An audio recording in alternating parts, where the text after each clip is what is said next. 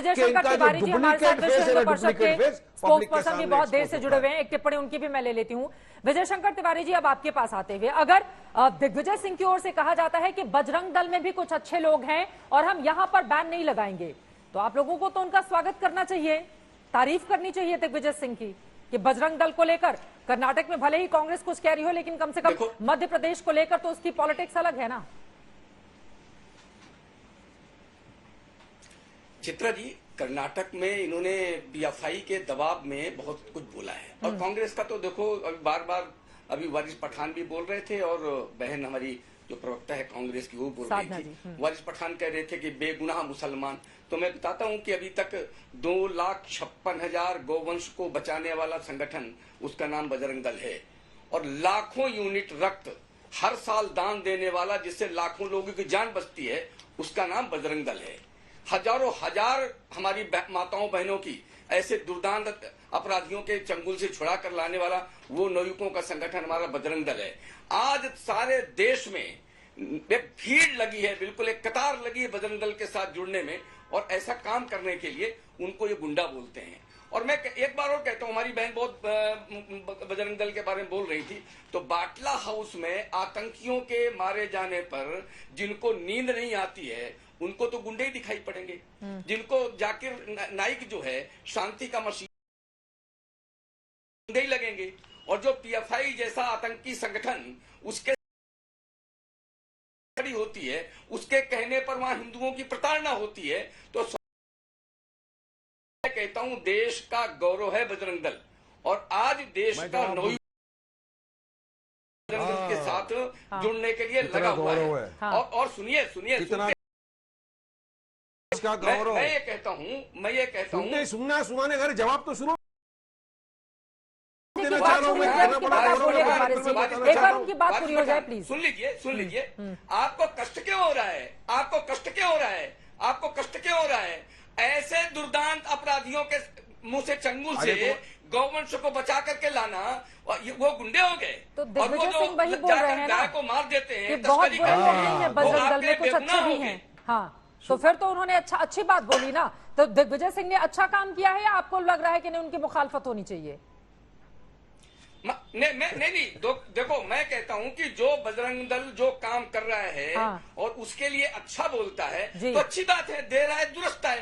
अगर उनको लगा कि यहाँ पर मध्य प्रदेश में बजरंग दल अच्छा काम कर रहा है तो बहुत अच्छी बात है। कहने यही चाहिए, सबको यही कहना चाहिए। लेकिन फिर कर्नाटक के लिए बजरंग दल पर बैन लगाने की बात क्यों कर रहे थे? सारे देश में बजरंग दल एक जैसा है, एक जैसा काम करता है। तिवारी जी सुनिए, अभी आपकी बात सुनो, मेरा जवाब देश के साथ चलने वाली सोच, समाज के साथ चलने वाली सोच है। वो कर्नाटक हो, तमिलनाडु हो, बंगाल हो, कहीं भी बजरंग दल एक जैसा रहता है। हैदराबाद में बजरंग दल एक जैसा रहता है। वो मोनू मनेसर ने 2 वीडियो निकाला, बिट्टू बजरंगी ने।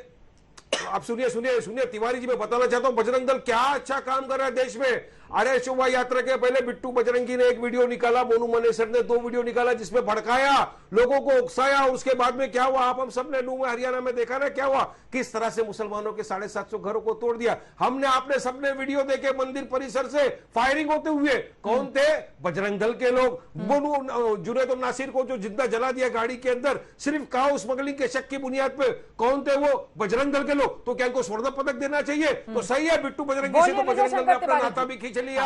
अरे उनका काम हो गया, तुमको भगा दिया, याद रखो इस बात को। बजरंग दल वो है जिन्होंने बेगुनाह बेकसूर मुसलमानों को आए दिन कभी जेएसआर के नाम पे, कभी गाय की तस्करी के नाम पे मारा है, बेगुनाहों को मारा है। और ये और राजस्थान दोनों की सरकारों को सपोर्ट कर रही है। जवाब ले लेते हैं विजय शंकर तिवारी जी, लेकिन दिग्विजय सिंह इसके बाद जो कहते हैं वो भी सुन लीजिए। वारिस पठान की बातों से वो मिलता जुलता है। सर सुन लीजिए, उनकी 2 लाइनें मैं आपको बता देती हूँ।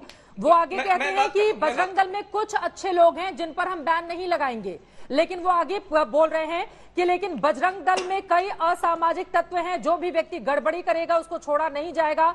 अभी हाल ही में किस तरह बजरंग दल के लोग भागते फिर रहे थे, यह हम सब ने देखा है। तो आगे वो ये भी जोड़ते हैं कि एक बड़ी आबादी, बड़ा तबका बजरंग दल के भीतर ऐसा है जो असामाजिक तत्व है, ये बोल रहे हैं दिग्विजय सिंह। और देखो, अपनी चाम बचाने के लिए, अपनी चमड़ी बचाने के लिए, अपनी खाल बचाने के लिए उनको कुछ न कुछ तो बोलना पड़ेगा।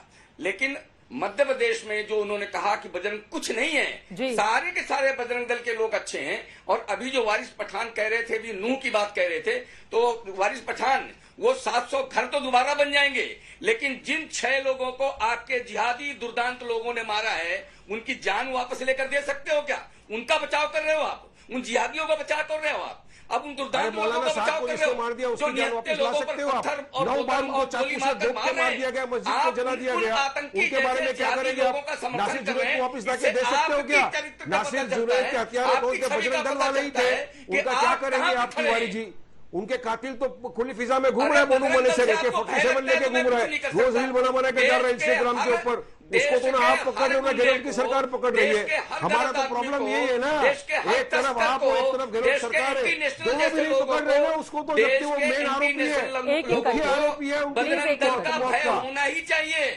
एक एक करके अपनी बात रखेंगे, एक एक करके अपनी बातें रखेंगे, लेकिन आप साथ नहीं करेंगे भाई, एक एक करके अपनी बात रखेंगे। मध्य प्रदेश पर ही रहते हैं, ठीक है, मध्य प्रदेश पर ही रहते हैं। सादा भारती जी सवाल पूछे जा रहे हैं कि कर्नाटक में आपने ढोल बजाकर कहा कि बजरंग दल पर बैन लगा दिया जाएगा, चुनाव हो गए, कांग्रेस पार्टी जीत गई, उसके बावजूद आप लोगों ने कोई एक्शन नहीं लिया, और अब मध्य प्रदेश में भी वही बजरंग दल वाला राग धीरे धीरे छेड़ा जा रहा है, ये कहते हुए कि बैन भी लगाएंगे या देखेंगे अगर कोई असामाजिक तत्व होगा तो कार्रवाई करेंगे, और दूसरी तरफ फिर कहा जाता है कि नहीं उसमें तो कुछ अच्छे लोग भी हैं।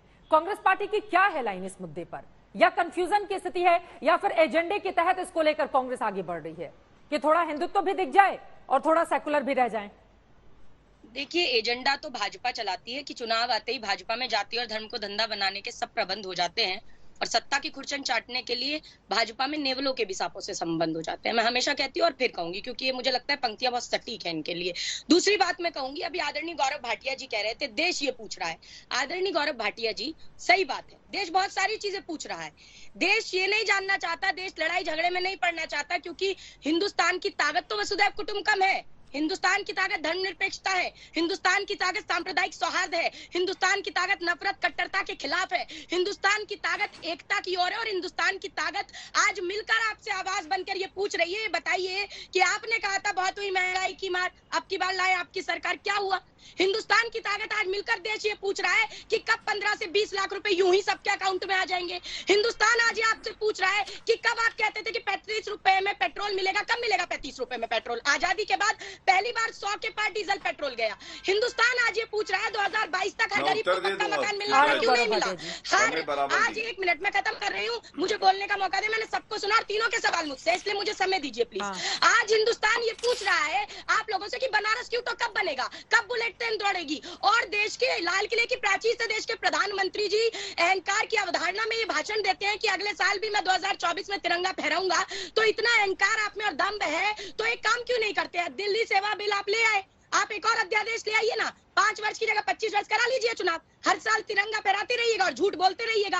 आज देश पूछ रहा है कि देश के लोकतंत्र के मंदिर में कलावती पर इतना झूठ, इतना बड़ा झूठ अमित शाह जी ने बोला। ठीक है, जवाब ले लेती हूँ, ठीक है, बहुत सारे मुद्दे आपने राष्ट्रीय परिप्रेक्ष्य में उठा दिए हैं, लेकिन मध्य प्रदेश के चुनावों के मद्देनजर मेरा सवाल था।